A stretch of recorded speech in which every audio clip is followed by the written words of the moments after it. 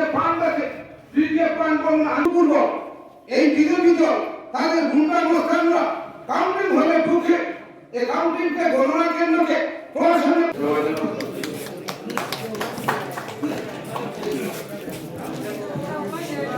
শান্তি সম্প্রীতি প্রিয় আন্দোলন চলছে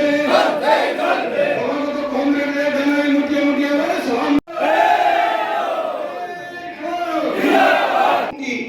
সমস্ত করে দখল করেছে। আর 29 আসনে নির্বাচন হলো।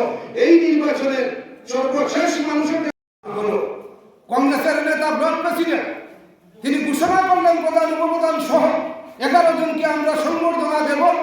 হলের মধ্যে মাইক্রোফোন থেকে শুরু করে প্রায় 50 থেকে 60 হাজার টাকার সাউন্ড সিস্টেম যে মাইকসে সমস্ত ব্যাঙ্গে চুরমার করে দিলেন। আমাদের পার্টির কর্মী সমর্থক যারা ছিল তারা প্রতিরোধ করার চেষ্টা করেছেন।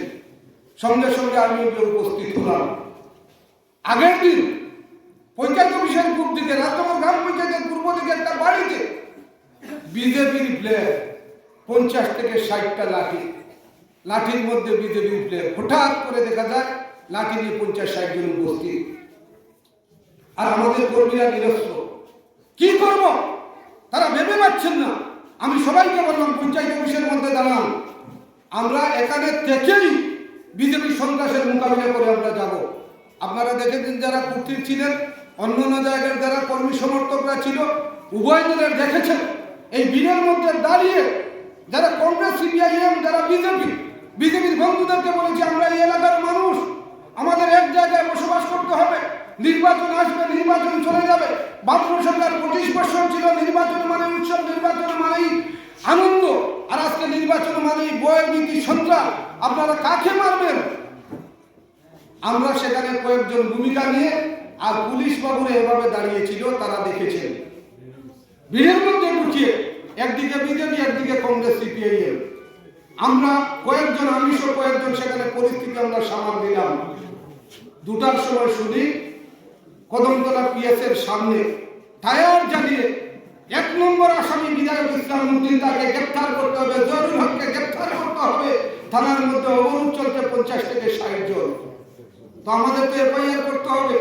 এবং যারা ধর্মনগর কদমতলা হাসপাতালে, জেলা হাসপাতালে যারা শুয়ে আছেন, আহত হয়েছেন, তাদের সঙ্গে কথা বলে তাদেরকে আলাদা করেছি।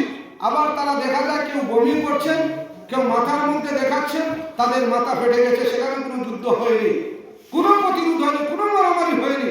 হলের মধ্যে কিছু ধাক্কা হয়েছে, এই মাত্র শেষ।